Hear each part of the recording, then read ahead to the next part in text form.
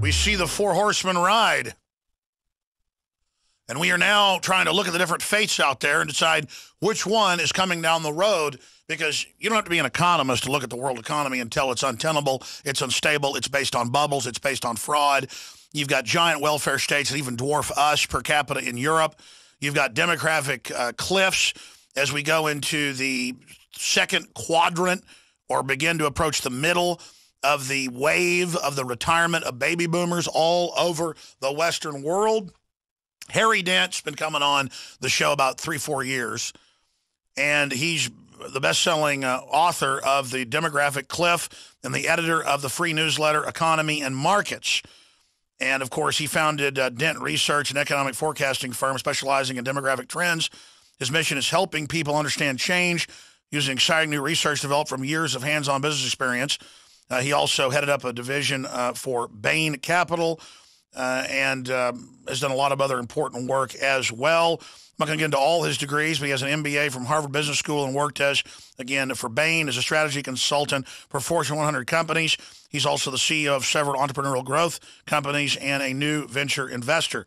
And HarryDentResearch.com is his main website. But at harrydent.com/Alex Jones, he's offering deals on his book and a free chapter, harrydent.com/Alex Jones. And I wasn't even aware of this till they just walked in and told me. He's just already a regular guest. We love getting him on. He's also, I guess, sponsoring InfoWars today. Got some banners up there promoting his new book, so we appreciate him supporting the broadcast as well.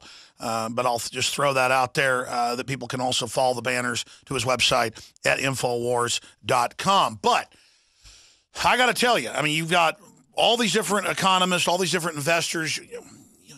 You see them all over the news. Last year, about 6 months ago, we saw Donald Trump come out and say the big crash is coming. He's kind of the canary in the coal mine when he finally starts saying it. But most real economists say something big's coming. Well, a lot of them say it's going to be inflation, maybe even hyperinflation because of all the QE Unlimited and the race to the bottom with all the money printing worldwide, not just by the dollar. The problem is then you've got other demographics showing that there's going to be less demand, more oil and gas discovered, and so prices are going to plunge. And I wish we had the staff to do it, but, I mean, you can go back to the 10 interviews or so the last 3 years. 3 years ago, he was predicting by 2015, 2016, and he has the graphs he sent us again today. We'll pull some of those up and show you the graphs he made. He's been using for 4 or 5 years. It's in his last best-selling book, New York Times bestseller, that right around this time it would start. Demographic cliff, people retiring. More old people than young people. We aborted all our kids. We didn't have kids. Okay, fine. We will be inherited by the third world. That is our trendy wish. That is the way it works. There's his oil graphic that he's been putting out for at least I first read his book 4 years ago and then got him on about 3.5 years ago. So I guess I've been seeing him use this for 4 years, 3 or 4 years. But there it is. He has his oil graph, WTI crude, 98, 2016. He has it going down, going back a few months ago. And that's what happened. And he's got it going down even more into 2020. We've got Bloomberg out saying it'd take 5 years to rebound. He says it won't rebound. Well, don't let me put words in his mouth. He just made a lot of predictions that have come true so far. That's why he's a best-selling author. People want to read what he has to say.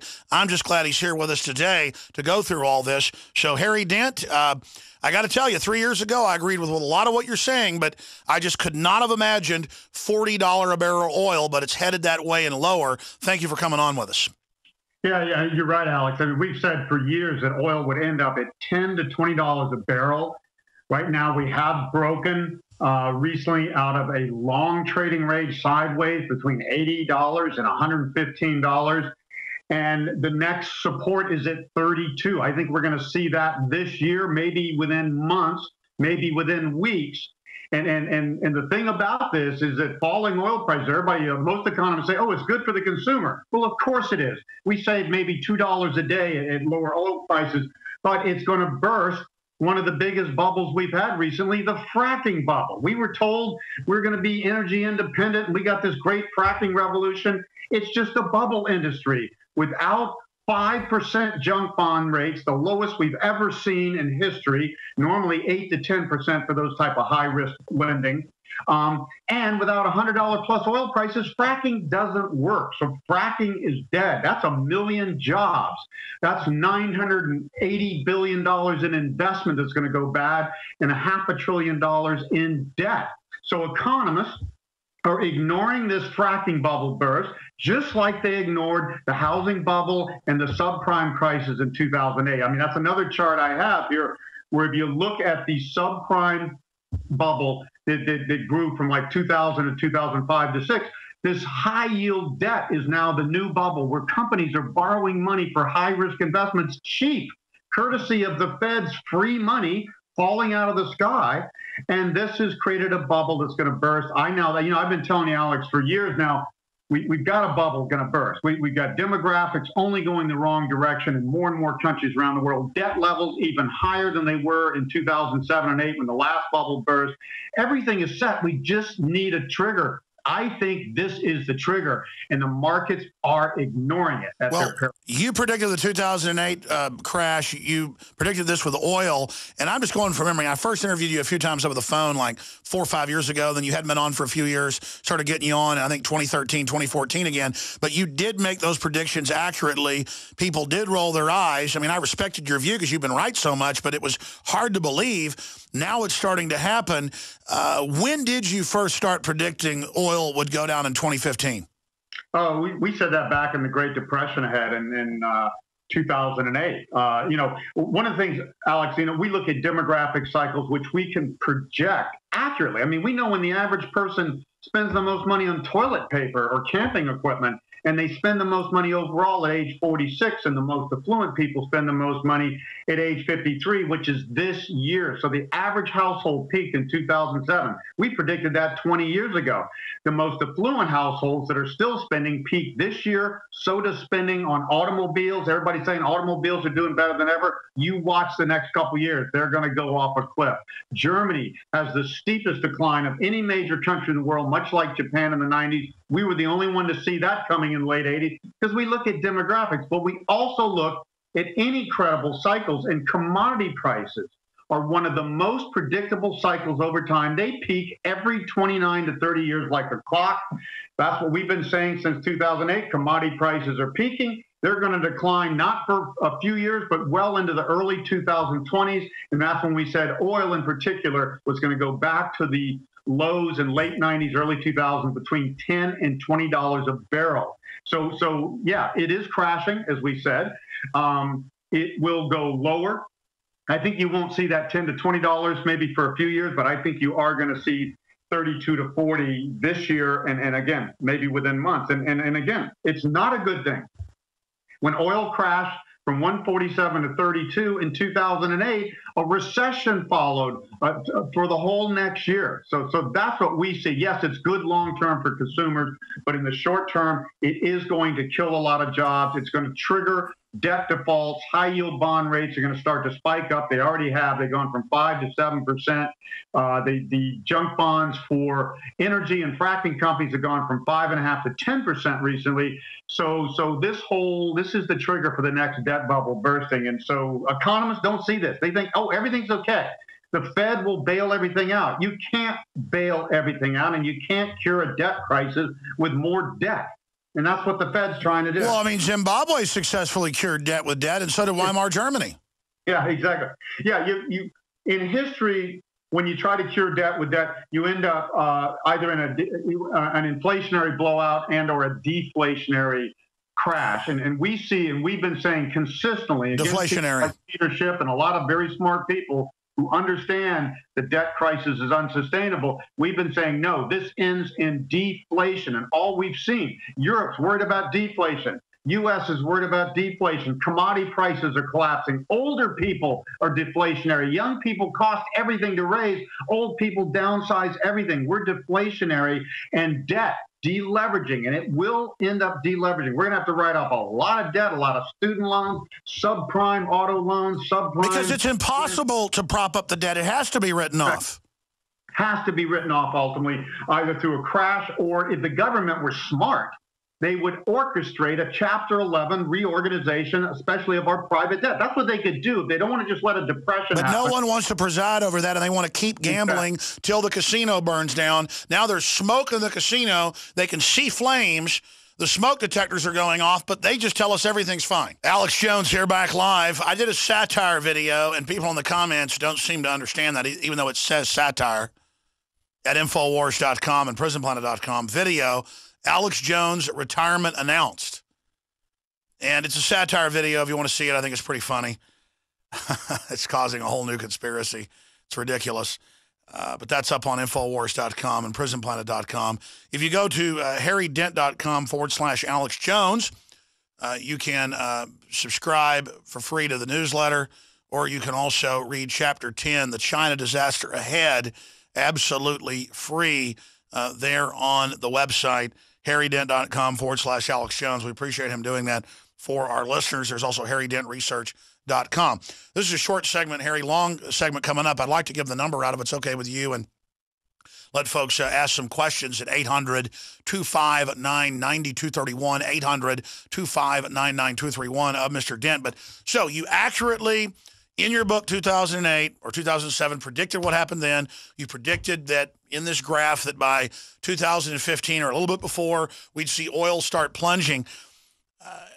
How will that affect the economy? I want to finish up with that. And then other big shoes to drop. Where does all this go? How do people protect themselves? And then you talk about China could be the detonator. Do we see a collapse quickly, or is it slowly, or we just don't know? Well, you know, Alec, I really do think this oil price fall is the trigger. All it takes a trigger. I mean, the markets have been acting like there's no risk in the world. You got civil wars everywhere, all over the Middle East, and Russia and Ukraine, and problems in Africa, and falling commodity prices, all this sort of stuff. The markets are ignoring this. They're just thinking, well, the Fed will just bail us out, or the Fed will just print more money. And so it takes a trigger, something to get the markets to see, oh my gosh, there is risk in the world. And then the antennas go up. So I think China is the last thing to hit and the hardest. China, we don't even know bubbles. We don't even know debt compared to China. China's debt in the last 14 years has grown 9 times as fast as U.S. debt in the 14 years into our bubble peak in debt in 2008. China has moved 220 million people from rural areas to urban areas with absolutely no skills, and they're having them build stuff for nobody. They got 30% vacant condos, 30 to 40% excess capacity in cement, steel, aluminum, all the basic industry. They've got bridges to nowhere, empty malls and office buildings. This is the craziest economy ever, the greatest debt bubble, the greatest overbuilding bubble, and yet clueless economists, and I understate this, clueless economists say that this is the new state-driven model of capitalism. There is no way governments, crony capitalism from the top down can make better decisions than a bottoms-up free market system with some good rules. There's no way, and they never have. Russia proved this, but no, everybody thinks China's the new model. China has created, mark my words, the greatest bubble in modern history, and it will not be a soft landing. When they finally go down, it's going to be the biggest real estate collapse, the greatest debt bubble. These 220 million people with no skills in urban areas are going to be trapped with no jobs, and they can't even go back to their farms because they paved them over with empty condos. At least they'll be able to squat in these empty condos. China is going to be the biggest disaster in history, and it's going to prove, finally, to economists who don't know better because they've never had never run a business, never had sex, don't understand consumers, anything. It's going to prove to them that capitalism works better as long as you have some good, simple rules. So I think this is going to be a useful lesson, but it's going to be painful. So I think we start this crisis because these fracking companies go under, and that kills jobs and debt defaults. And then there's another $6 trillion to emerging country companies from U.S. debt and bonds. That's going to default next, and then it just keeps going until we have another housing crisis and another. Is that why Homeland Security's militarizing police, deploying thousands of armored vehicles, and basically, telling the military prepare for martial law? Is that they think it's going to get out of hand? Well, if they're smart, they would. I mean, I do fear civil unrest in this country, and I can't even imagine the civil unrest when 220 million people are just basically left on the left. These people are not registered citizens in these cities. They're only registered in their rural areas. And like I said, most of them can't go back there. And if China implodes, Japan's already collapsing. The West is trying to bankrupt Russia. We can't export the implosion. Won't other countries imploding only make us implode? Yes, that's what happened. Harry Dent, stay there. I want you to come back and break down how you see this coming together. Your next prediction, the next big shoe to drop, and phone calls straight ahead. I'm Alex Jones, Infowars.com. Stay with us. We're going to go back to our guest, talk about the next big events that he sees coming. He's had really great history of being extremely accurate, so I'm listening carefully. I know you are.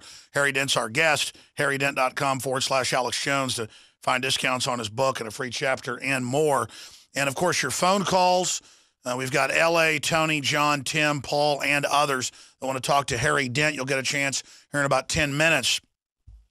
I fund this operation bringing you things that I really think are high quality, that we've done research into, that are low price, great values like ProPure, G2 filters, stainless steel gravity fed, side-by-side comparisons in real lab tests by top firms is the best value out there and cuts out the most garbage. Everybody should be filtering their water for cooking and for drinking with all the distillates and garbage that's in the water table, especially with fast-growing cells. If you have children, look at the cancer rates going up and things. So much of it's in the water. InfoWarsStore.com. All the water filters are 10% off promo code WATER. We always have that special. Okay? But in this month of January, free shipping on all the water filtration systems of ProPure. We have some other brands that are already so discounted we can't do that. But this is the best deal you'll get on high-quality gravity-fed systems, and your purchase, you can see it, goes right into this operation in defending every basic freedom and a Bill of Rights culture that's having an effect worldwide. So, again, your investment supporting us has gotten high-quality products at good prices and funded hardcore promotion of truth and justice and freedom, because it's ignorance that's going to let the establishment crony capitalist hold us over a barrel. So I want to thank you all for your support. Here's a great chance in the new year to get a huge discount at InfoWarsStore.com. We have up to 48% off on some of the InfoWarsLife.com products as a New Year's resolution in the resolution pack, super male or super female vitality.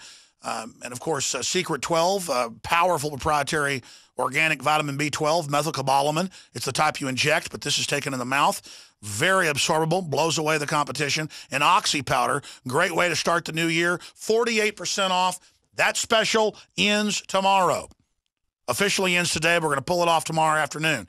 InfoWarsStore.com or 888-253-3139. So you got basically 24 hours to act on that, and it supports the broadcast. A win-win-win-win. And scores of other great products, from Ancient Defense to Fluoride Shield to Lung Cleanse to super high-quality organic coffee.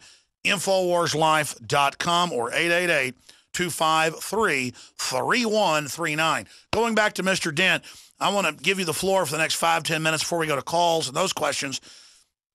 You've accurately, with these charts, with demographics, predicted so much that's happened. Tell us, past China, what else you're concerned about. Is it Germany and the EU?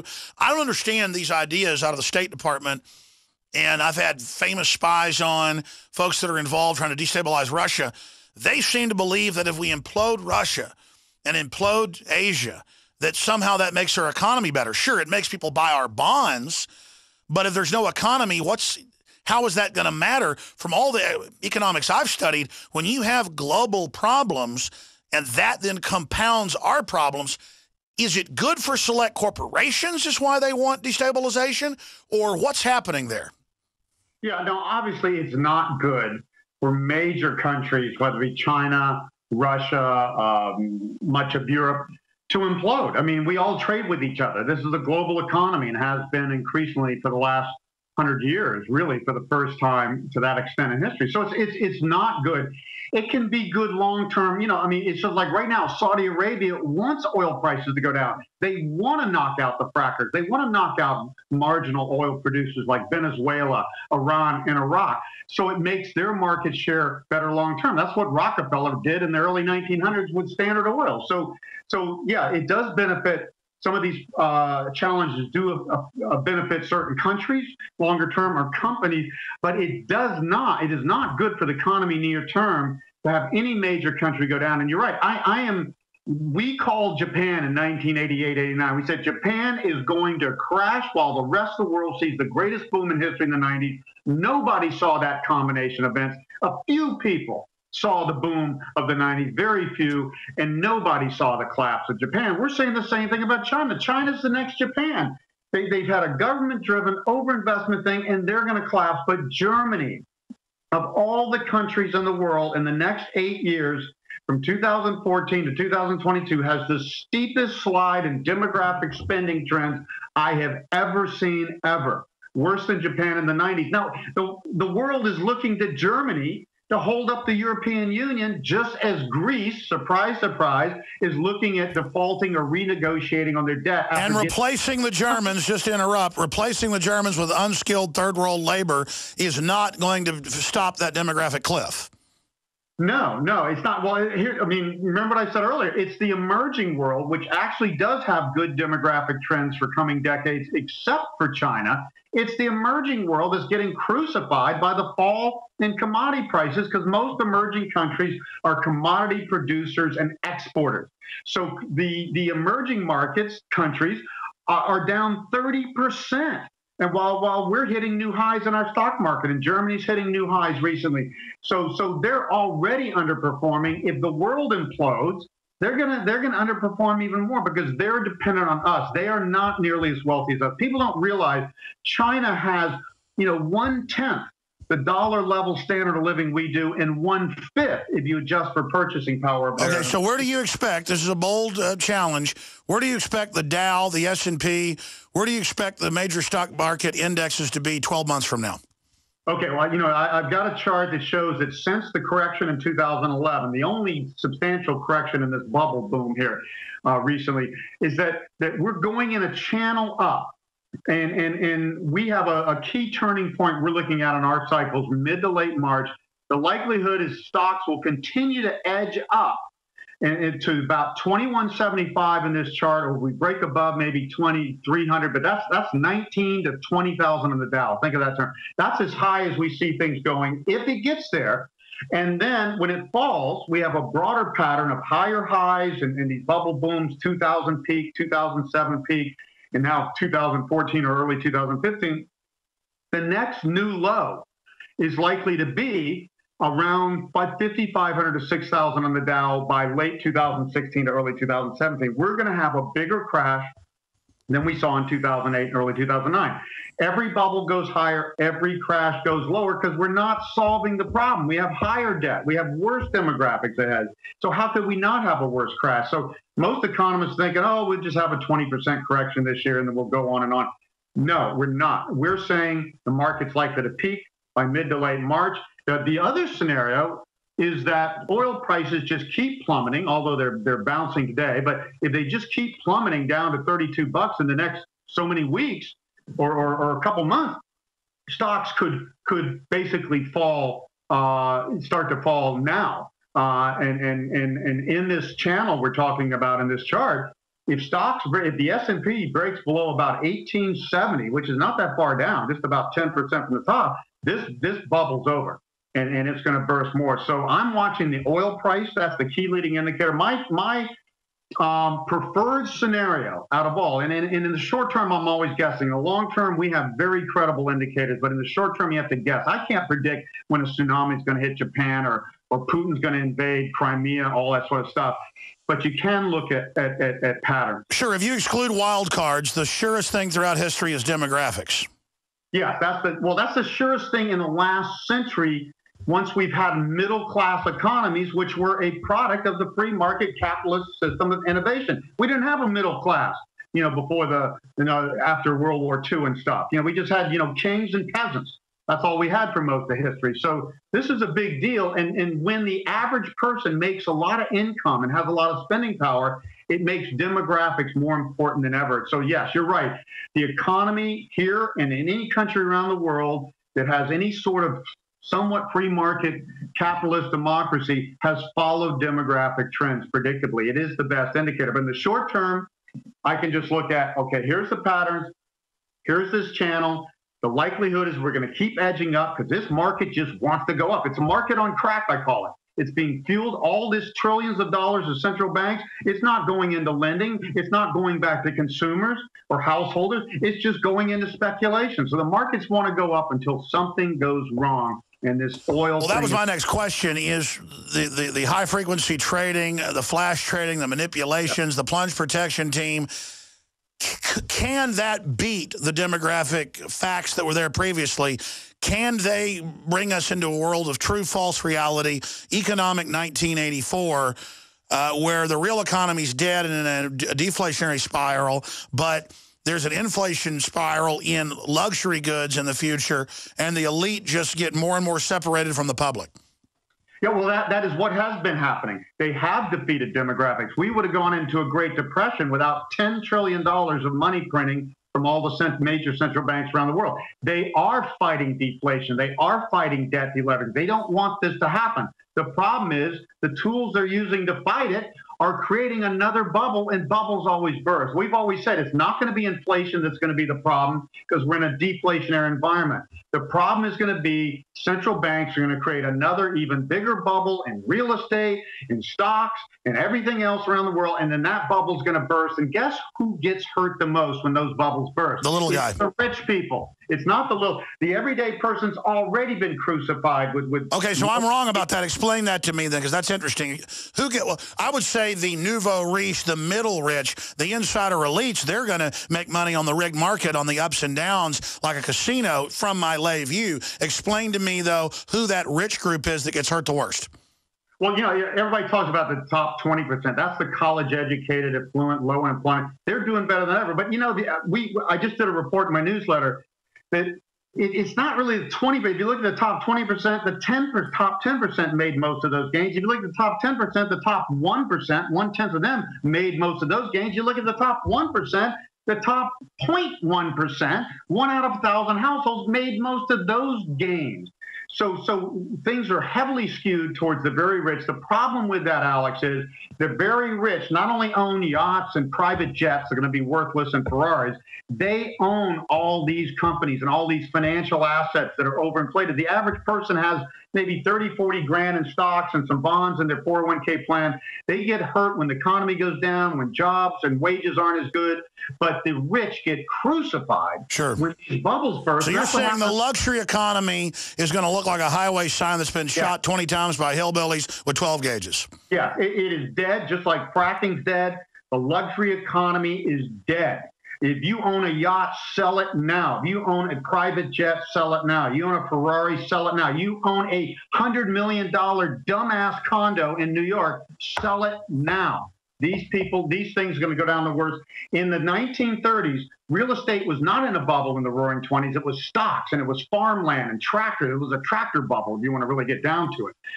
When the bubble burst, New York went up 5 years after the main market in the 1929 market, and it collapsed twice as much and didn't even come off the bottom. Sure. Let's say, the average retiree out there, has $1 million in retirement funds. Let's say, let's say some upper middle class person, some nouveau riche has $20 million in assets. If you had $100,000, what would you do with it? If you had $10 million, what would you do with it? If you had $100 million, what would you do with it? Just briefly, and then we'll go to calls. It's basically the same. In 2008, what never happened before since the 1930s, in a bubble burst, in a deflationary era, everything goes down except for cash, the highest quality bonds, like a 10-year treasury bond or a German Bund.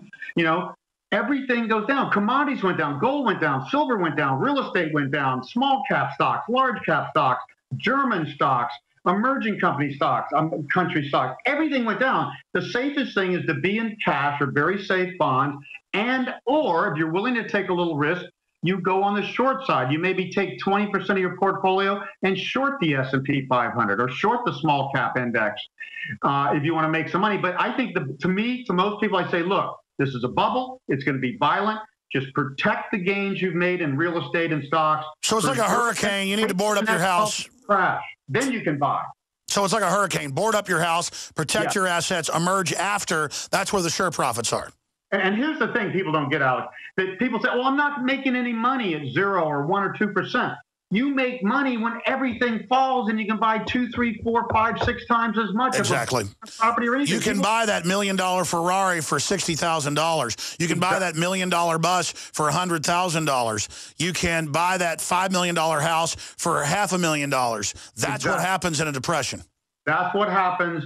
You have to have cash because nobody's going to lend you money when you see an opportunity. If you don't have cash or cash flow, you're not going to be able to take advantage of the greatest sale in our lifetime. And mark my words on that, the greatest sale in our lifetime on financial assets of every type. That's right. Let's go ahead and go in real estate, folks. It's going to be just plunging in my view. L.A. from California. You're on the air. Go ahead. Hey, I just wanted to say I respect both you guys, but I think Mr. Dent's missing the picture on oil coming down being leading to a worse condition. That's exactly what you must have misunderstood what I said. I'm saying oil going down, especially this rapidly, is going to lead to worse conditions. It's a sign that the global economy is slowing. Caller, I want to see what the caller said. I kind of missed it. Are you saying you think Dent doesn't think oil going down is bad, or are you thinking he thinks it's good? What are you saying? Well, I think that's missing the point. Yeah, oil coming down is going to be good in a lot of ways and bad in a lot of ways, but let's take oil out of the picture for a second. There's supposed to be other technologies coming online. I've seen them on news about generators that can use different things in a much better way. That's got to be a good thing. Sure. I mean, new technologies could be wild cards. The issue is they have to be scaled up. Even the quickest scaling takes, 10 years? No, you're right, Alex. He is right. It is a good, when you see inflation extremes or deflation extremes, it is going to promote radical new innovations, just like we got personal computers and cell phones out of the 70s, and we got the jet engine and radar and the computer out of the 30s and 40s. It will be good long term. He's right about that. But you're right. It takes decades for this stuff to scale up and make a difference once it's invented. A lot of alternative technologies are going to fail. Electric cars, I wouldn't buy Tesla at $1 today. That's going to fail if oil prices are $10, $20. Sure, but that's 10 years down the road if this continues. L.A., thank you. A good point. John, Tim, Paul, Tony, your calls are coming up. Infowars.com, prisonplanet.tv. Check out the website, harrydent.com/Alex Jones to find the free chapter of his book, the free newsletter, and more. Stay with us. We'll do a little bit of overdrive to take more of your calls with our guest, Harry Dent. I'm Alex Jones. Nightly news tonight, 7 o'clock Central.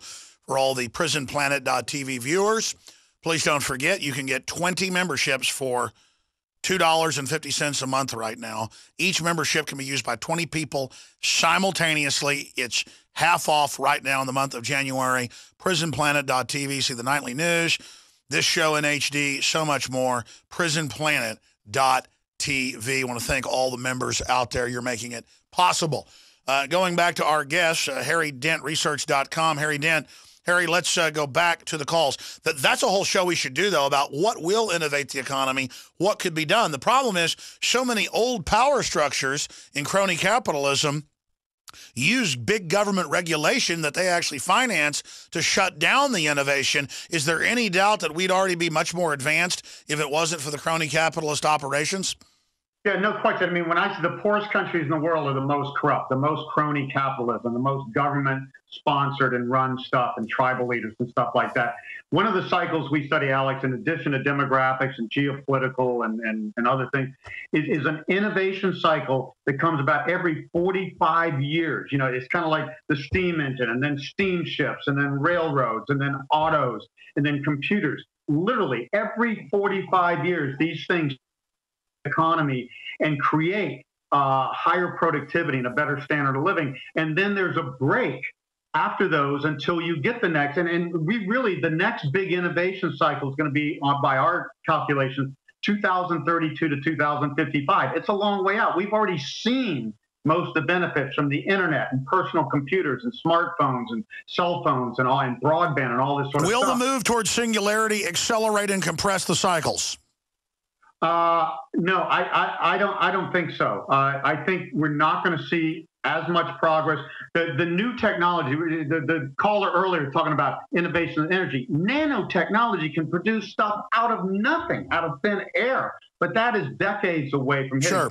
These new technologies are germinating right now in niche markets, especially robotics, biotech. They're still not mainstream. Sure, there's also a lot of fraud there. It's going to take a while to suss out what's real. John in California, you're on the air. Go ahead.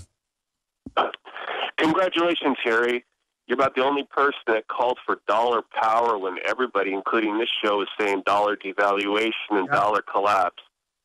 Going forward, I heard you on another interview a couple of years ago talk about what leader needed to be elected in 2016. We needed leadership to kind of lead us out of all of this failure in the past 10, 15 years. Can you talk about what's going forward in the 2016?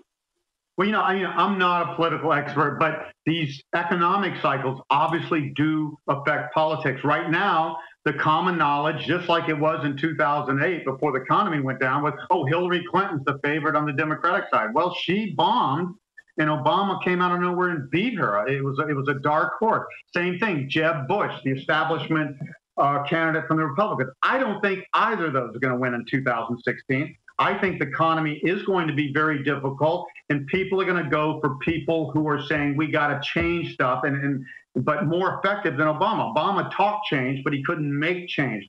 I think it will favor candidates more like Elizabeth Warren on the Democratic side, or Chris Christie on the Republican side. Chris Christie is the type of guy, I know he's got this kind of Tony Soprano image, but he's the type of guy that will tackle a problem and deal with it. That's what we're not doing. We're not tackling this debt problem. Yeah, you like him because he's a little more free market. I just can't stand his Democratic leanings when it comes to guns, but I hear what you're saying. Caller, just to be clear, we've had guests on here with a lot of different ideas. I believe the dollar will implode down the road, but it'll be the last to implode. It's like helter-skelter. I'm coming down fast, but I'm miles above you. They're all racing to devalue, so that sends people back into the dollar. But the dollar down the road, I mean, I'm not an expert like Mr. Dent. I think it's going to collapse or something. In 20 seconds, long-term, is the dollar stable, Mr. Dent?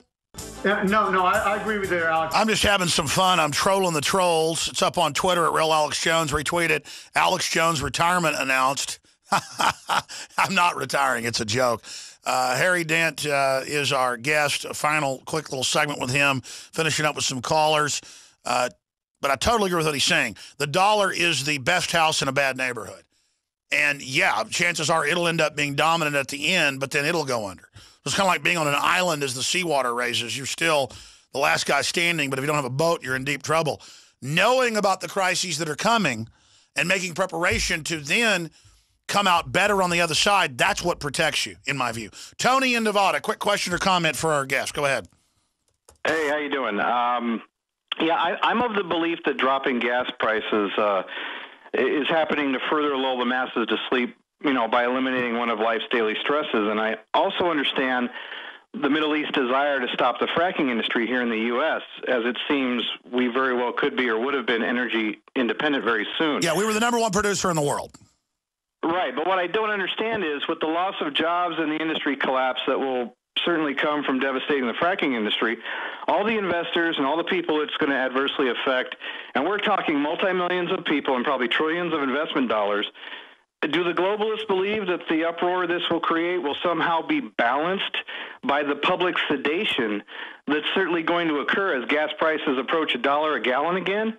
And is this another shoot them in the back while you're smiling to their face situation occurring?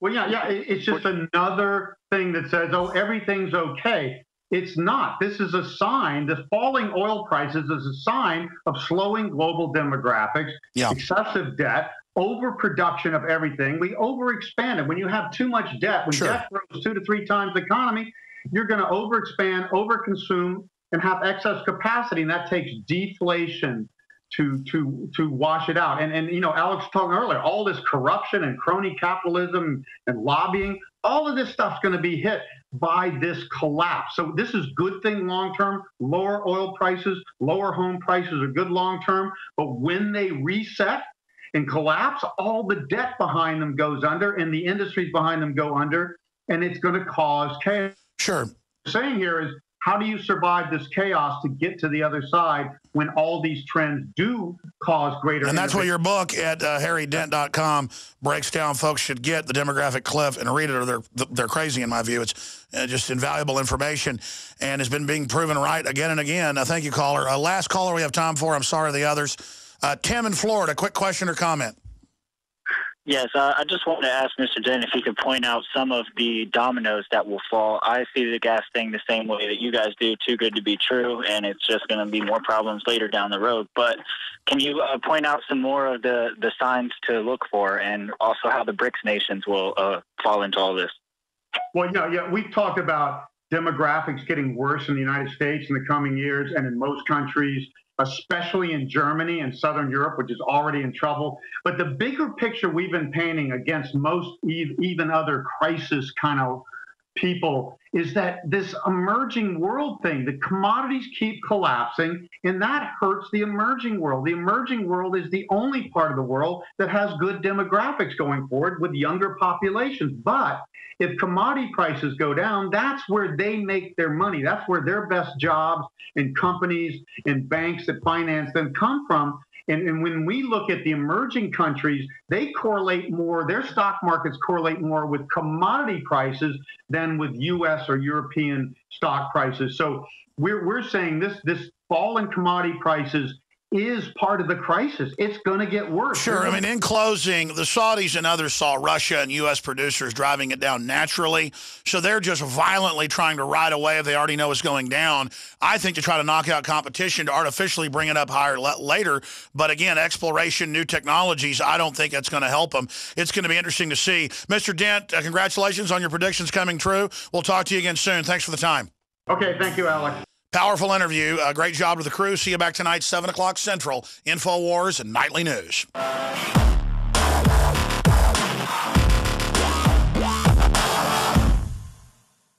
In the past decade, we have witnessed unparalleled scientific discoveries in the area of health.